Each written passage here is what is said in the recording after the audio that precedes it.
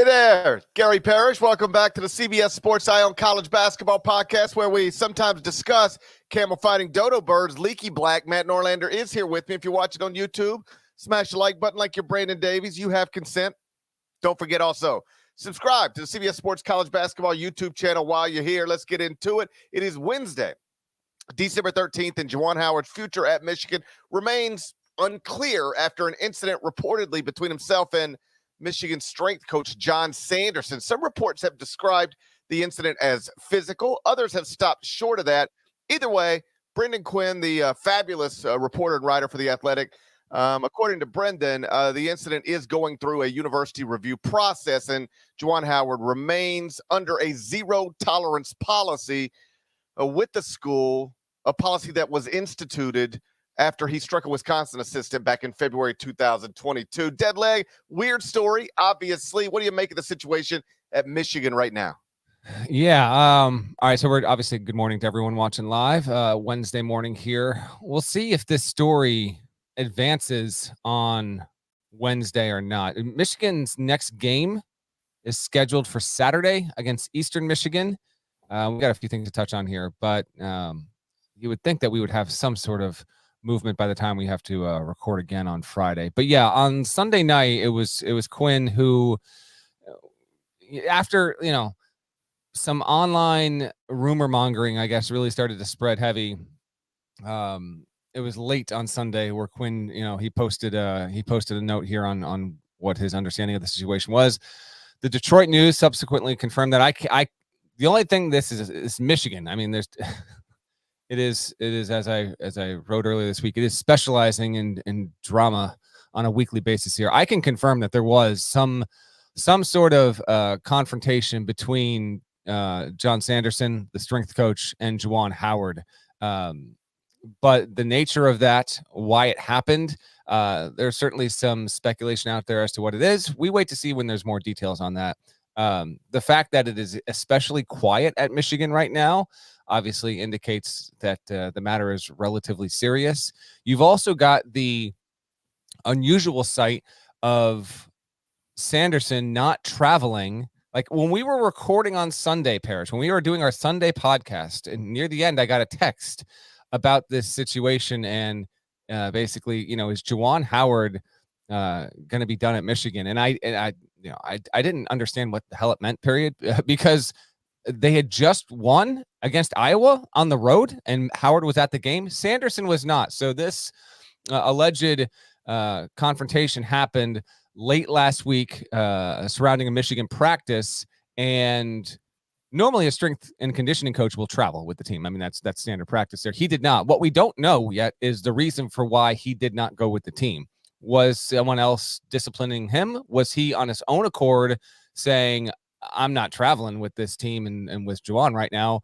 Or was it some sort of combination of people getting together and saying, you know what, it would be best for all parties if Sanderson didn't travel on this? Howard did go, though, and he remains, as we've mentioned previously this season, he remains around the team, but not the active head coach. He has been on the sideline, and what Parrish and I have described as something of an odd setup, where Phil Martelli has been the acting head coach. Phil Martelli has been the one doing the day before media availability and post-game press conferences, while Howard has at times been also, standing up and shouting commands to his team. He did get, I'm almost positive, he got run from one of the games in Battle for Atlantis, which is when he started traveling with the team and sitting on the bench. He did travel with the team as far back as Michigan's game against St. John's in New York City. I was there. I was curious he was going to be in the building. If he was never seen publicly. So it's a bizarre thing. I think Nada's got the tweet here. Jalen Rose also added to this on Sunday night. Obviously, Jalen Rose is extremely famous former Fab Five teammate, and they're longtime very close friends. Jalen said, he's not stepping down. He's very much looking forward to, if you're watching, you can see it right now. I'll quote it directly. Juwan Howard did not and is not stepping down as head coach. He's enthusiastically hoping to return December 16th. Juwan is literally recovering from open heart surgery done September 15th. Hail. Now, since all this happened, we have heard from Juwan Howard, who decided to post a tweet on Monday might have been. He went to a local children's hospital and just he shared a picture of a trip there. You can see some players. He's not in the picture. He took the picture, but yeah, he shared this on Tuesday, and we wait to hear more. So that's kind of the status of where we are and the reporting to this point. But I'll send it back over to you, Parrish. I mean, we'll see if he maintains his position and he rejoins the team later this week. I have no idea what to expect, to be honest. If it wasn't physical, this might spare him any kind of separation from the program. But it is hit the point with Michigan here where previous events and behavior on Howard's behalf. This is why sometimes when coaches get fired or just terminated from their job, it's because in the future we're not even going to have to deal with any of this stuff. And yet you have this situation again. I'm not blaming all of this on Howard entirely. We don't know the nature of the confrontation, why it happened, and et cetera, et cetera. But I mean, come on, GP. Between Harbaugh and Howard, it's just one thing after another at that university. Obviously, not a good look whatsoever. I would hope we would have word from Ward Manuel, the athletic director, sooner rather than later. They're either cheating or fighting in Ann Arbor, it appears. They're going to steal your signs or get into a scuffle. I know. One of the two. Yeah. The Detroit News has reported that it did not reach the level of a physical altercation. They're pretty definitive about that. Either way, we can just talk about this factually. Whatever happened, it did rise to a level where somebody was concerned enough where the strength coach is no longer traveling with the team. And again, according to Brendan Quinn, this is being, it's going through a university review process. All right, it's reached that. It was outside the athletic department. It is elevated to that status, which I think is fairly serious. So whatever happened, it rose to that level. It ain't nothing. Mm-hmm. We can wonder about what it actually was, but clearly it wasn't nothing. What Jalen Rose tweeted or said matters not at all to me because, I mean, we've seen this on the football side with Desmond Howard. I don't know why these guys are so eager to run to the defense of people who are doing more or less exactly what it is they've been accused of doing. But either way, Jalen's words, Juwan Howard is not stepping down. Okay, I didn't hear anybody say that he might. I think the question right now is they might fire him because he's on a zero tolerance policy, and he has been involved in at the very least an incident that rose to the level where the strength coach is no longer traveling with the team, and the incident is going through a university review process. The whole thing's weird. Everything about what's happening at Michigan basketball over the past year is weird. First off, they had a super talented team that wasn't good last season. That's the on-the-court stuff. You wonder why. Yeah. Then their best player, an All-American, transfers out of there, even though he says he was happy there, but couldn't get any real money. How's the University of Michigan not flourishing in NIL, in that NIL space? Then you've got Juwan Howard missing games because he's recovering from open heart surgery. Okay, that makes sense. But then returning to the bench, but still acting as the assistant coach. That's unusual. I'm on the bench and healthy enough to argue with officials so much so that I get thrown out of a game, but I'm not going to coach the team. Just weird, right? And then this was in the Detroit News story, which I think is also just strange. In the Detroit News story, it says Juwan Howard has not spoken to the local media since March 18th. I know. I saw that. Since they lost to Vandy in the NIT. How does a major college basketball coach not speak to the media even once throughout the entire offseason? Your son enters the NBA draft early. No comment. Your best player transfers to Kansas. No comment. You try to get Caleb Love. That doesn't go through. Oh, yeah. No comment. That's not normal. The whole thing is just weird.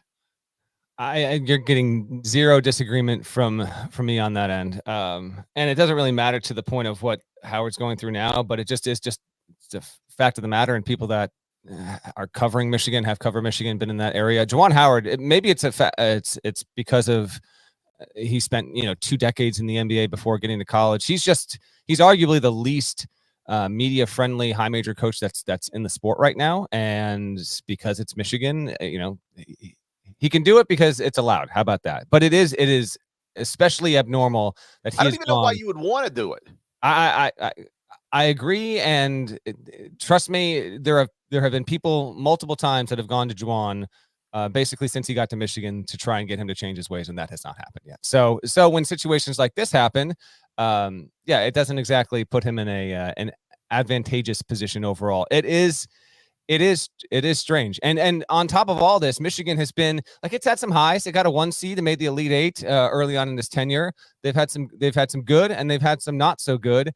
And for the fan base, I'd actually be curious to see where they sit right now with everything regarding Juwan and the status of the program.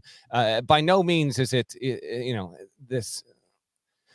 Michigan is not cascading away into irrelevance. That's not the situation whatsoever. But it is also not at anywhere near the forefront of a national discussion in terms of being a successful program as of late.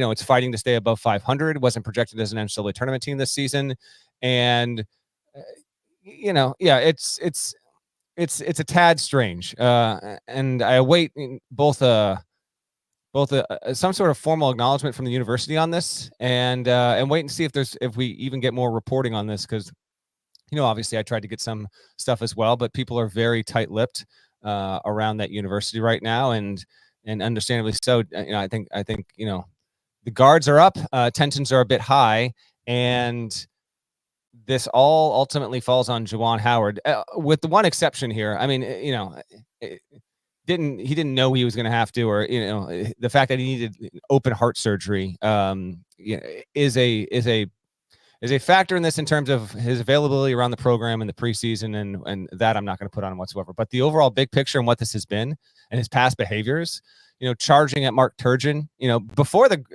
Joe Grabenhoff thing in 2022, there was a relatively high profile and bizarre encounter he had with Turgeon in the Big Ten tournament, where Howard needed to be held back. He got tossed from that game.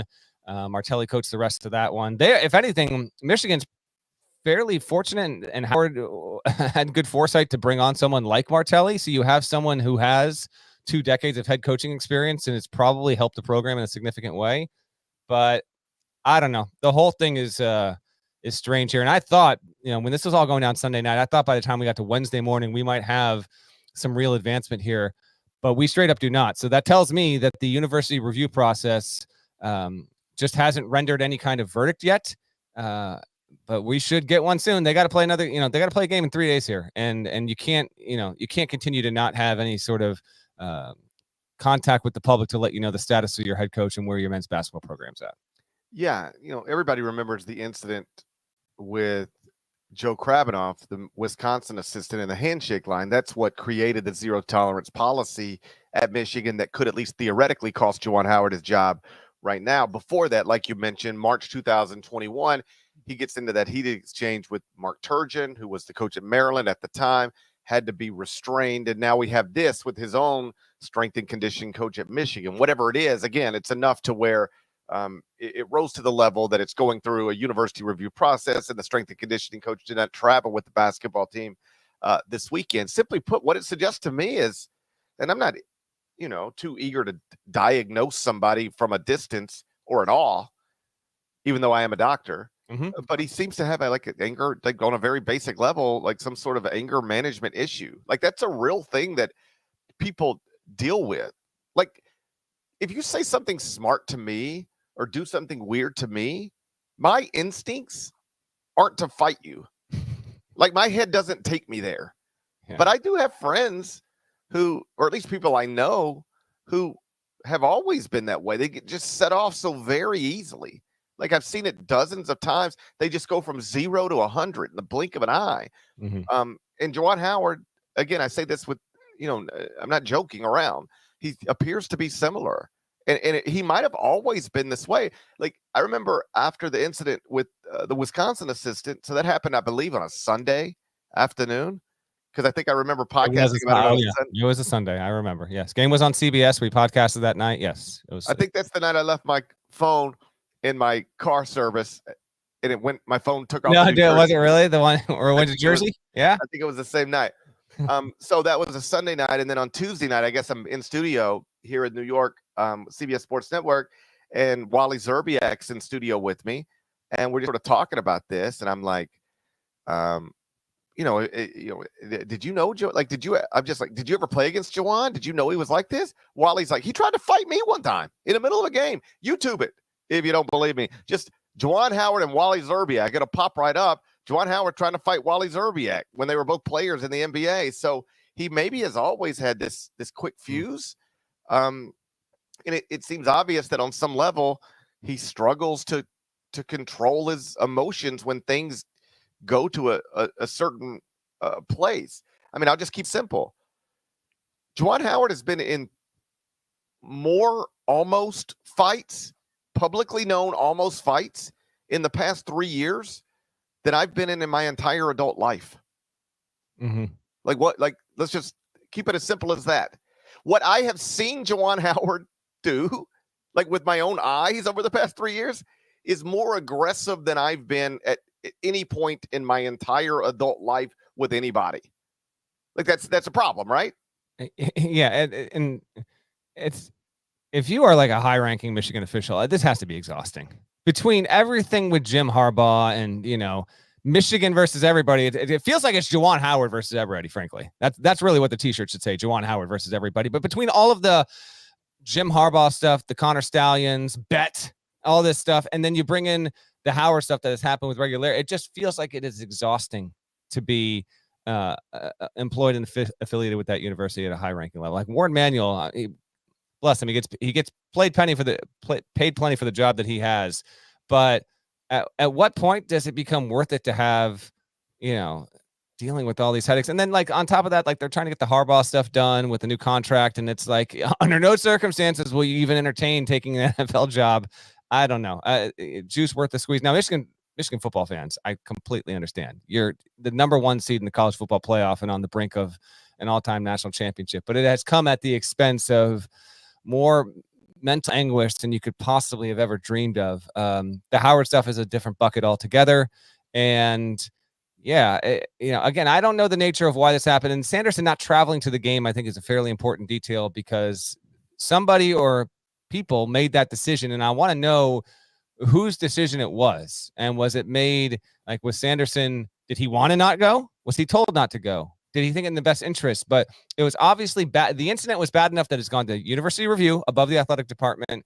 And having those two men in the same travel party was deemed not an appropriate action after whatever kind of encounter they had at Michigan practice. We'll wait and see on that. And if this was done, a point was made to me on Tuesday, I guess it was, if this happened on the practice court or somewhere, there's a decent probability that it was caught on video. Right. But if it was in like a hallway, you never really know. If it was in a different part of the building, it might not have been. And if it wasn't caught on video, then you've got, longer as well. Let's get the video. TMZ, what are you doing? Well, we'll see. Yeah. I mean, but to your point, like the Draymond Green Jordan Poole video, that was just a camera running on practice. Like there are often these days, there's just a camera going all the time. That's right. Yeah. In practice facilities. And so, yeah, maybe we'll get the video. Wouldn't that be something? Yeah, although it's believed not to be physical, like no hands went, but it could have been just, a heated moment. There's some speculation as to the nature of why they even got face-to-face. I'm not going to really dip into that because it hasn't been confirmed. But, yeah, let's go on this and let's just have some clarity one way or the other. And, yeah, that's what I got. TMZ, get the tape. Get the tape, and then we'll break it down like this Zapruder film. How about that? There we go. That's a promise. Let's move on. If history is an indicator of the future, and sometimes it isn't, but if it is this season, then we already know that one of 12 teams is going to win the national championship. Deadleg and I are going to talk through that momentarily, but first, I'm going to need a word from our partners. Wake up to football highlights and news from around the world with the one and only Morning Footy team. Rise and shine, football fans. Welcome to Morning Footy. Start your all-day football craze with Morning Footy, part of the all-new Golazo Network. So as Deadleg pointed out earlier this week on the app formerly known as Twitter, one of the top 12 teams in the Week 6 AP poll has gone on to win the national championship for 20 consecutive years. It's a weird but interesting fact. Deadleg, What we're about to talk about is a fact. Mm-hmm. No getting around that. But does it mean anything? Let's stop here for a second. Okay. Does this fact prove that if you're not one of the best teams in the country in the middle of December, you could not win the national title in early April? Or is it, something that's true, but also something that you can't actually draw anything meaningful from? I think you probably can draw something meaningful from this. So and credit to John Gassaway, who works for ESPN, although he published this on his personal site. He first published it like 6-7 years ago, where he had noticed for whatever reason that the week 6 of the AP top 25 poll, a team that was placed inside the top 12 has gone on to win the national championship. And now it's 20 years running. And even there were a number of years where this was the case before 2003, through much of the 90s. Syracuse 2003 just happens to be the one exception. So yes, even like the Shabazz 7 seed UConn team, top 12 in that in week 6 of that. They were undefeated. I went and looked that one up. Yeah, they were. That's the one I was like, were they? Because they were a 7 seed in the NCAA tournament. They started great though. They were I think they were undefeated in week 6. Correct. So does it mean? I think it actually does mean something. And so just for a little more clarity around this stat, and it is relatively fascinating. You have other weeks like week 3, the preseason poll, which Gassaway notes is the least reliable to predict a national champion among any others. At the top of it, meanwhile, the one right after Selection Sunday is the most accurate, which would stand to reason. None of those polls have a team year after year after year that's the eventual national champion that's even within the top 15. But the week 6 one happens to be that. And some of Gassaway's reasoning is that you get, he calls it, quote, an evaluative continental divide. And by that, he means you've got the preseason poll, which on balance, 1 to 25 on a yearly basis, is actually pretty accurate, telling you which teams should be ranked relatively highly when we get to the NCAA tournament and performing deep into the tournament. So you still have some of that, but you don't have some of the misses as well. You've got enough early season data where teams that have played potentially in bracket play are capable of winning against quality opponents. And there are still a number of teams that, while this is by no means a direct barometer, you have teams that are in that top 12 that are yet to lose a game. And those teams might tend to go on to win a national championship or certainly compete therein. So there's no exact reason why this is the case, but it is the case. Like last year, UConn, week 6, they went on to win the title, was 3rd. Year before that, Kansas would win the title. Week 6 AP poll, it was 7th. Year before that, it was Baylor. In 2021, it was 2nd in the poll. Year before that, Virginia was 6th. I am not counting 2020. Kansas and Dayton, though, if you're curious, were both in the top 12. Virginia was 6th. Before that, Nova was number 1. Carolina was 7, and then Nova 15, 16. You can keep going down. Somewhere in the top 12 overall. So it's a fascinating thing. This week is slow as hell right now. So why not dive into it? And we should power rank our likelihood 1 through 12 of who we think is going to win the national title from these set of 12 teams that are in the AP top 25 this week.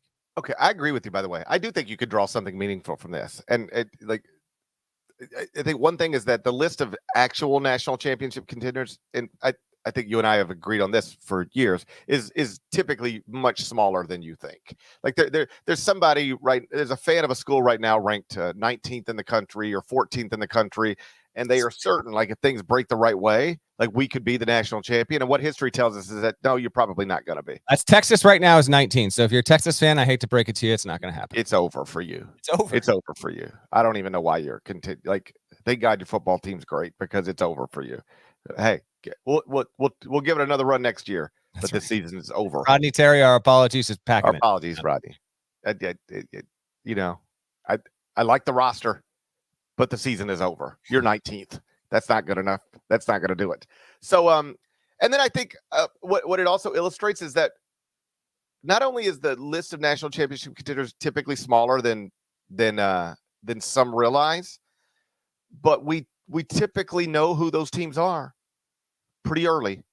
In fact, we often know who those teams are in the preseason, like before it even starts. But about now, we have enough data to tell us, hey, these look like the best teams in the country. And typically one of the teams that looks like the best team in the country around now, well, for 20 straight years, that team has been the national champion. So, okay, for people who don't have the AP poll right in front of them. Luckily, I do. So let me run you through it. Texas is 19th, by the way. It's over for them. I like the roster, but it's over. Arizona is number 1 right now in the AP poll, followed by number 2, Kansas, 3, Purdue, 4, Houston, 5, UConn, 6, Baylor, 7, Marquette, 8, Creighton, 9, North Carolina, 10, Gonzaga, 11, Oklahoma, 12, Tennessee. All right. Before we power rank, teams not on that list that in the preseason might have been considered in this bucket. Kentucky, not in the top 12. Over for them. Duke, not in the top 12. Done. By the way, Tyrese Proctor did not play again. Duke was able to pull away from Hofstra on Tuesday. Have an issue with the ankle there. Miami, not in the top 12 as well. Over for them. Congratulations to Kim Pom for being correct about Miami. You have yourself an Oklahoma problem, though. That's that. You know what? You give and take with it there. I'm trying to think if there's any other teams that are outside the rankings right now that receive votes that would have been there preseason. Arkansas, not for me. Obviously, Indiana's not Indiana on the list. was not considered preseason. That's enough. I think the only other team, Arkansas is not in there by any means. It's not close. Was the only other team that might have been in that top 15 conversation. Although I had A&M high. It's not in there. It's over for them as well. I think that's pretty much it among notables that in the preseason you thought you might have been there, and now you are not. It's old, man. It's tough when you look forward to the season all summer. Then it gets here, and then you find out on December 13th it's over for you. It's over. Yeah. It's done. It's tough. I don't know, but year 3 of the Jon Scheyer era. Looking forward to that. Okay, let's get to these teams. All right, we don't need to bury every other team. No, it's done. It's over. All right. John Gasaway said it's over. I'm not arguing him. All right. That guy knows so many words. Man, I ain't never seen somebody writes about basketball knows more words than John Gasaway. They're out there. You might as well use them. I am 46 years old. I've been running around the world like nonstop, nearly 5 decades. I'm constantly hearing words. Yeah. Constantly. You would think at this point I've heard all of them. And then I'll click on a Gasaway column and I'll be like, well, shit, I never heard that word before. And so I'll Google it. And then he used it perfectly every time. He knows exactly what he's doing. I've never seen anything like it. I'm glad you're auditing. I've never seen anything like, I'm not just taking his word for it. I don't trust him. I don't trust him blindly. Okay. I'm going to fact check him, but he always gets it right. Whatever word, man, he knows exactly how to appropriately use a word nobody's ever heard of other than him. And somehow it's always in the dictionary. It's amazing. If the words are out there, I encourage you to use them. I endorse the practice. Okay. 1 through 12. How many teams will we have in the same spot? Our likelihood, we are power ranking the 12 teams in the Week 6 AP Top 25, 1 through 12. Our likelihood, long term, the futures, if you will. Okay, we're going to count them. Let's count them 12 to 1. Ooh, 12 to 1. Okay, we're going to have I think we're going to have the same playoff rankings. There we go. Let's leave Florida State out of the top 4. I'll leave Florida State out of the top 12. How about that? I'll do you one better. It's over for them. It really is. Okay. Number 12. I think we've got the same team. Do we not? And I want to be clear.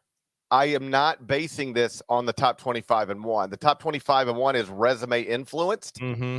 And this, I'm simply saying these are the 12 teams ranked 1 through 12 in the AP poll. I'm ranking them in an order of which I think they are likely to actually win the national championship based on nothing that has actually happened in the season. I'm just ranking them based on what's inside my big brain. We got it.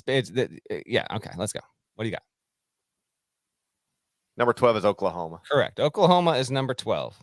Porter Motor Sooners, I've got 12. Number 11, I've got North Carolina. I've got Gonzaga at 11. Ooh, you've always hated Mark Few. Okay, you've got Gonzaga at 11. I apologize. I don't feel comfortable with that. Nope, it's done. I think we're gonna have the same team at 10 then. I got Tennessee at 10. Well, I've got North Carolina at 10. Oh, okay. So our bottom 3 are the same bottom 3. No, they're not. I don't have Gonzaga in my bottom 3. Oh, somebody's looking to go back to Spokane, I see. I've got Gonzaga at 9, and I did vacillate, if you will. I did deliberate. But it's Mark Few. He makes the Sweet 16 every damn year. That's true. Maybe they crack on through. Tennessee does not. Rick Barnes is like 26-26 all time in the tournament. That was my deciding factor. So I've got Oklahoma 12, Carolina 11, Tennessee 10, Gonzaga 9. Do you have the same 4 in your bottom 4? No.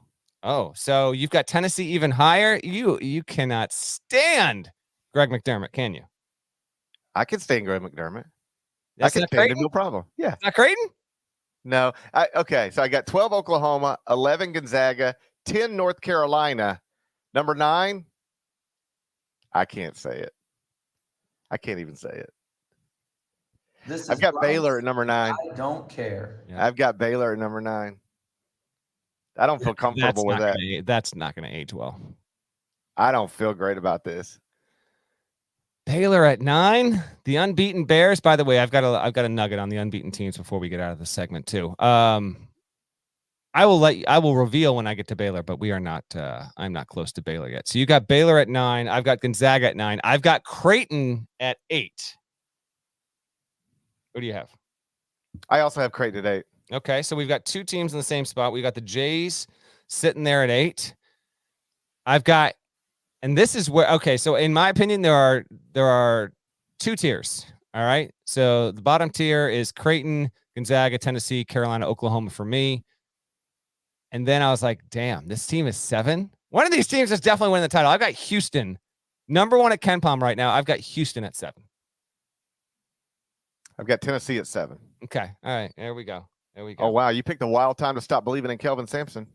No, I literally told you they're in the top tier. I'm right there. All right.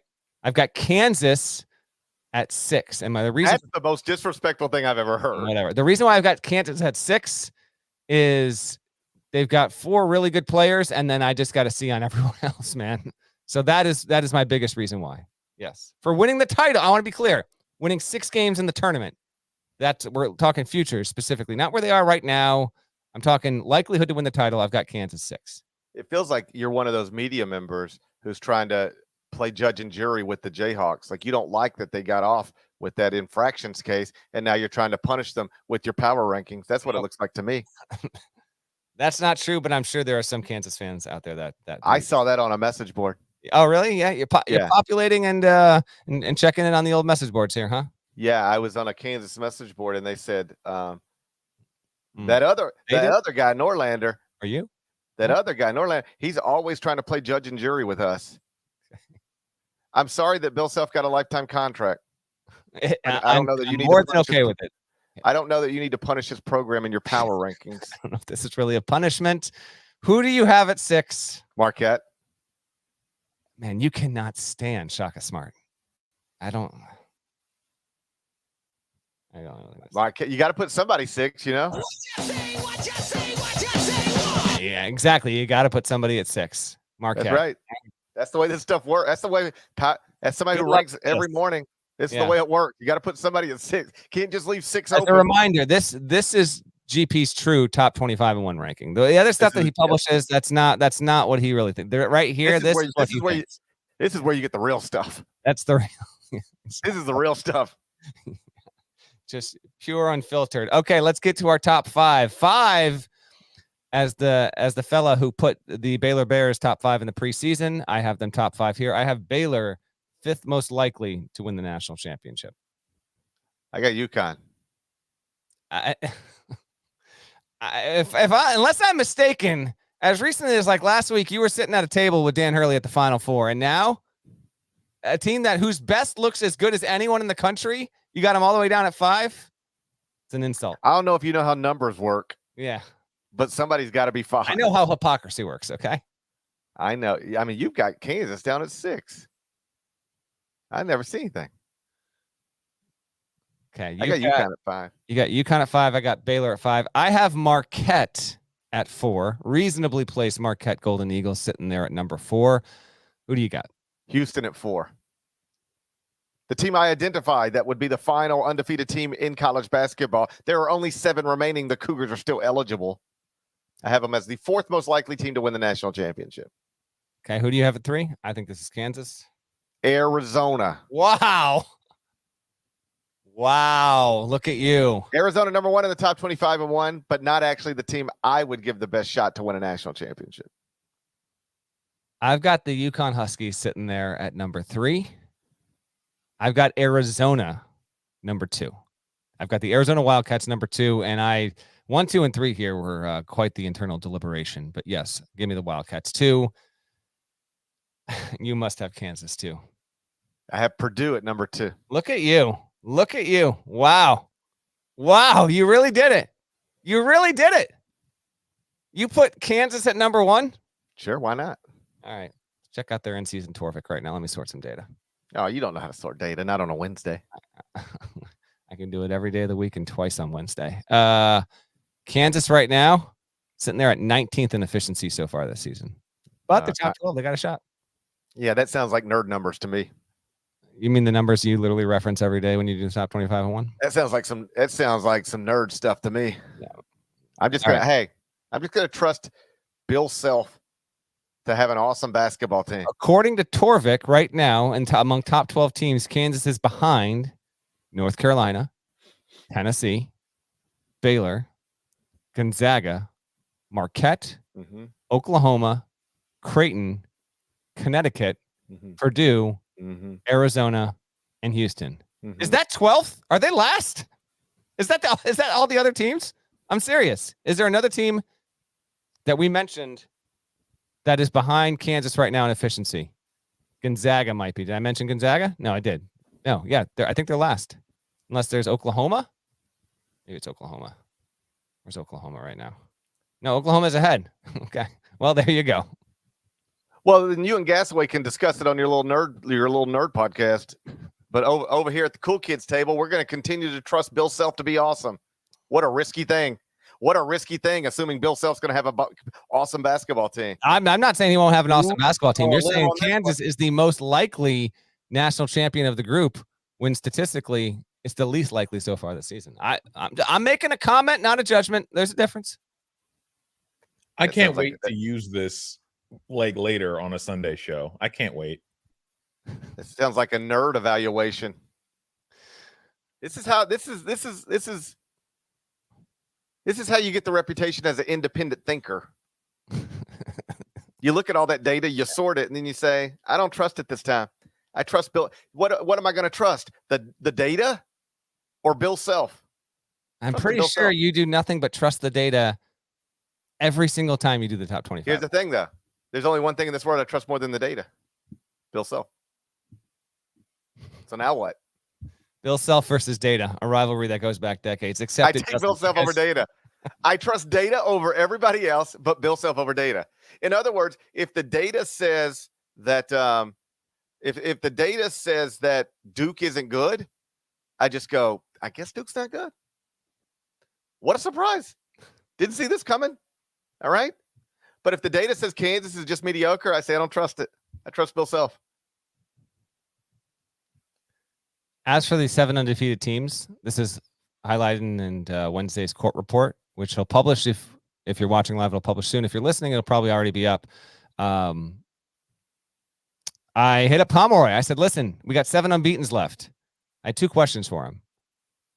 I said, 1, how often do we get to this point in the calendar, December 13th, and we only have this few undefeated teams remaining? That info is in Wednesday's court report. I'm not going to spoil it for you, but he did give me the likelihood of each of these 7 remaining unbeatens to be the last unbeaten. And here they are in order. Houston right now, 40% chance to be the last one. Oh, guess who predicted that with no numbers whatsoever? James Madison. GP. Number 2, James Madison, who Parrish, I think, just started ranking the Dukes 2 nights ago after people told him he should do it for 3 weeks. But you know what he did? He looked at the data, got deep in his nerd feelings, refused to do it. 21.5%. James Madison, number 2 on the list. Baylor, the school and coach that Parrish has on his hate list. 3rd, 12.6% chance to be the last unbeaten team.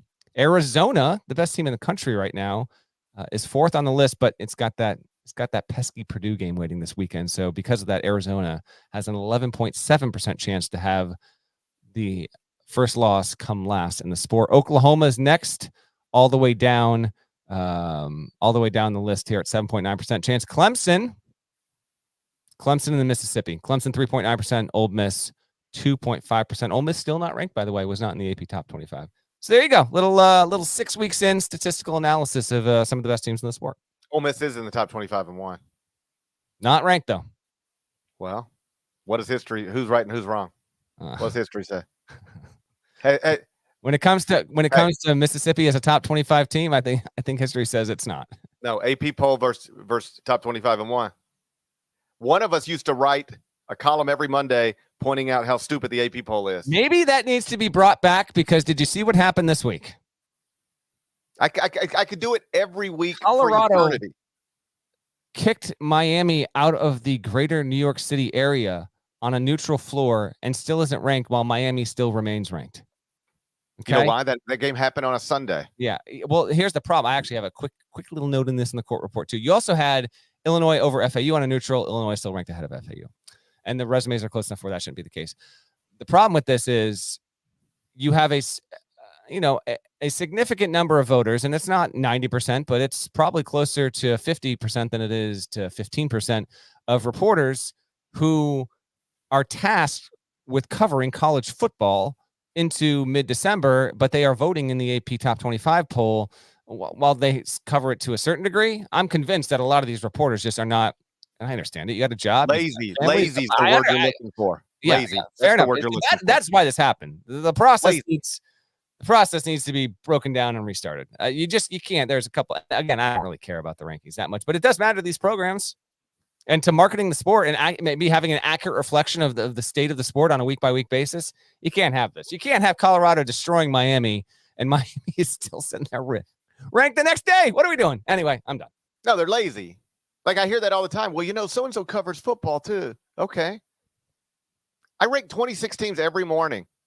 I have made a mistake where I go, oh God, I didn't realize that. Or, oh God, I did. Oh man, I missed that game. I've made a mistake like that in all the years of doing this every morning. Now, I'm not saying I've always been right. Like, rankings are subjective, but in terms of like, oh geez, I didn't even see the result of that game and I didn't move this team. I just missed it. That has happened to me one time where I woke up the next morning and I had realized I had missed something. And it was the morning after my birthday. We had stayed out late. One time. How dare you? I got multiple jobs. I don't have to cover football, but I do a lot of stuff. All right. It just comes down to, do you take your responsibility serious or not? Are you focused? Are you willing to put the work in? So my thing has always been, if you are actually an AP voter who doesn't have the time to focus on your responsibility that you agree to do, then don't do it. But I have no sympathy for, well, I had to cover college football too. Yeah, well, I had to do a bunch of stuff too every day. Somehow I managed to. I'm not, you could argue with the rankings, but don't ever think I don't put thought into it. Don't ever think I don't put the time into it. No, they're just lazy. It's embarrassing. I can't take your rankings seriously though. I should be the AP poll. It should just be me. Folks, he's not kidding. It really should. I should just be the AP poll. One man AP poll. Yeah. That's what you want. It's what the world Ryan wants. in the chat says, wait a second. Does GP rank 26 teams each morning? You may or may not realize this. He mentions it almost every single show.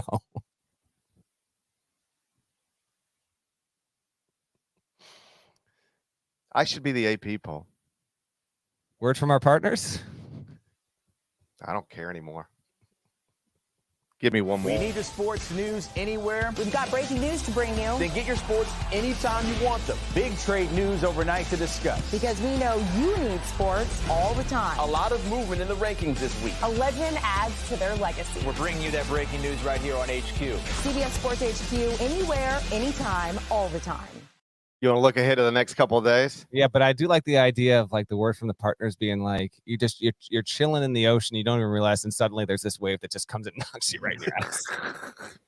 You ever get that? You're just like, oh, here it is. Surprise words from our partners. Exactly. Out of nowhere. It's like a sucker punch from our partners. And here's a sucker punch from our partners. Exactly. Hey, I got some bad news. Give it to me. The next 2 days suck. Just like the last 2 days. They do. We're crawling through the desert right now. It's not good. No wonder Juwan Howard's trying to fight everybody. Probably looked at the schedule and been like, what am I going to watch tonight? Pow! He's done us a favor. He gave us content. He gave us a lead item for a show in the middle of a week when there are no compelling games. So there you go. Juwan Howard was probably on his CBS Sports app, just scrolling through. He's like, man, what am I going to watch tonight? He's like, damn, there ain't no games. Ah, boom.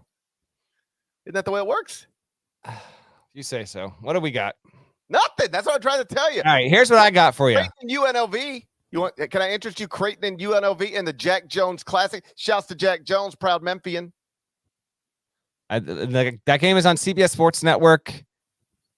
Gary Parrish is in studio tonight, Wednesday night, for CBS Sports Network. You can catch him there. And oh yeah. So when you heard me say that there's nothing great, what I meant is, boy, woo, you ain't gonna want to miss this one. It's Creighton and UNLV in the Jack Jones Classic, CBS Sports Network tonight. There we go. Edit out that other part. Thursday has nothing. With that being said, I saw something interesting that we can wrap the show with here relatively quickly. You may have seen this. I'm hoping you didn't, but you may have seen it. Trivia time. Who was the most searched for college basketball player in the year 2023? Most searched college basketball player 2023, Brandon Miller. Incorrect. You want one more guess? Yeah. I want 7 more guesses. No, you get one more guess. You're not getting 7 more. We're not sticking around here. We're getting this out in under an hour. I want 40 more guesses. Okay. Who else played college? Most searched for college basketball player in 2023. Okay. Is he calling up a Google search right now? No. I'm not. I'm just looking at teams. I just need to see teams. I would not recommend you look at teams. Okay. Might guide you down the wrong path here. Active player. This player plays college basketball. He still plays college basketball. Hunter Dickinson. I didn't say he. Oh, she. Caitlin Clark. Caitlin Clark, college basketball. Okay. Oh, that's a trick question. No, I said college basketball player. I know, but it's a trick question. It plays off of my biases. Okay, so college basketball. Exposing my biases. College Basketball Reference on Tuesday shared a couple of interesting infographics, and if you're watching on YouTube, you can see in every single state in the union, the most searched for player was Caitlin Clark. Yep. As it should be. Congrats to Caitlin Clark, a future Indiana Fever. That WNBA franchise won its lottery earlier this week, and she will be sticking around in the Midwest. Almost certainly will be the number 1 pick in the next WNBA draft. However, before Nada's got the next one ready for us, there was a men's one specifically. I didn't count these out. Hold on. 1, 2. There's 2 players that are in the running. One is active and one is not. This is fascinating as hell. It looks like, okay, most searched for men's player in the year 2023 was Brandon Miller.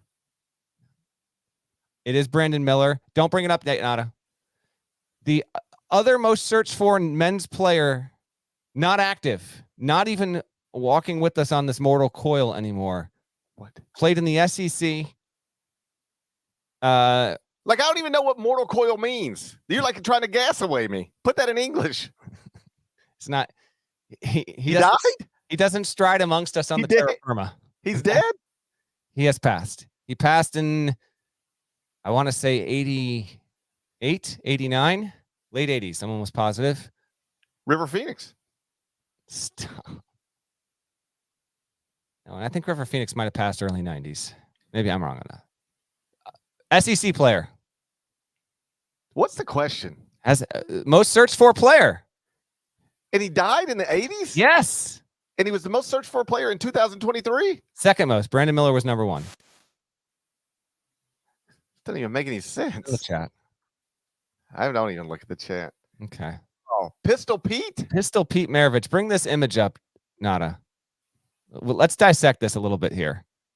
Okay. So if you're not watching, the most searched for players, most viewed player pages by state were Pistol Pete when he was at LSU, and then Brandon Miller. But we've got an array here. I think Miller is partly because of what Miller got caught up in at Alabama, but also this could be skewed. What if people were just Googling Brandon Miller pistol And then Pistol Pete got credit for that. Have you thought about that? It could be a flaw in the Google. What if actually nobody Googled Pistol Pete? They just Googled Brandon Miller Pistol, and now Pistol Pete gets all the credit. I don't know if it says more about me or more about you that I didn't put that together or that you did. Oh my God, Parrish. I'm just saying you don't. I don't know how Google works exactly. I'm just wondering. All right. Aside from all of this, Christian Brown dominating the Rockies. Now he plays for the Nuggets, so he won Colorado, he won Wyoming, and he's the winner in Montana. Drew Timme had Washington State and Idaho. That makes sense. Tyler Kolek from Rhode Island was number 1 in Rhode Island. Imani Bates, the top search player in the state of Vermont, the state where I had my formative years. I'm fascinated. Jordan Walsh, in the area. Did Imani Bates do a big number against Vermont? Is that how that happened? I don't think so. He was also the number 1 search player in the state of Ohio, was Imani Bates. The internet was cruising in Indiana, and I got one more Indiana thing in the next image I'm going to show you. But Trace I've got a lot of Indiana things. Let me get my file ready. Indiana, Trace Jackson Davis, that makes sense. Adama Sanogo in Connecticut, that makes sense. But so much. I mean, Maravich won out in the Dakotas, Nebraska, Missouri, Iowa, Wisconsin, Illinois, Michigan, Pennsylvania, Virginia, West Virginia, South Carolina, Tennessee, Alabama, and then Mississippi, and then of course Louisiana, where he played his college ball. Marquise Noel in the state of Kansas makes sense. Cason Wallace in Oklahoma was the most searched player. And then, of course, how could we forget, in New Mexico, Nelly Jr. Joseph. And why is that? Why Parrish is getting a chuckle out of it. Why would Nelly Jr. Joseph be the most searched player in New Mexico? He played for one Patino and moved to play for another. Plays for Richard and the Lobos. That's why. I found this riveting. The Maravich stuff in particular. Okay, last one. You can just bring this up, Nada. The most searched for teams state by state at Sports Reference in the year 2023. A lot of it is what you'd expect, except for Kentucky dominating this map. I mean, Kentucky was the most searched for team in Alaska, California, Montana, Vermont, Maine, Florida, Texas. A lot of these schools match up with one exception. Look at the exception on the map, GP. Look at this. And if you're not watching, we'll say it in just a second. Which one of these doesn't match up? Miami and Illinois? Why is Miami the most searched for team in the state of Illinois? I was so nervous to say that out loud because I was like, am I 100% sure that's Illinois?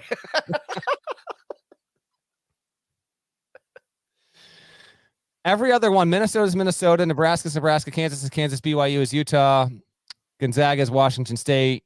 Although UConn won Pennsylvania, Villanova, you want to be a blue blood, you got to be the most searched for program in your own damn state. You can't have UConn lapping you like that. But Miami and Illinois? I don't know what's happening there. What is any explanation for that? I don't know. We lost Fornelli, so we lost those Google searches. That makes sense. But I wouldn't think it would matter this much, You wouldn't think so. Someone just mentioned in the chat that Pistol Pete might have been so highly searched for because Antoine Davis was chasing down his scoring record, and that does make sense. That's a good reminder. Oh, yeah, that is good. That is a good refresher on that. Parrish likes his completely haphazard and reckless theory more, but just think it out loud. The Antoine Davis thing makes a lot more sense there. I just found this to be fascinating. It's a slow week, and this is if you want to look at these teams, you got to bring up the YouTube page and check this out near the end of the show. I think that's all I got. All right, that's all I got. Shouts to Devin Downey, shouts to Chester, South Carolina, Terry MF Antigua legend, Huck Larnell. Thank you guys once again for listening and watching Eye on College Basketball Podcast. If you're not subscribed, please go subscribe anywhere you subscribe to podcasts, including Apple, Spotify. More of us than there are of them. That needs to be reflected in the comments. So do that. We'll talk to you again on Friday morning.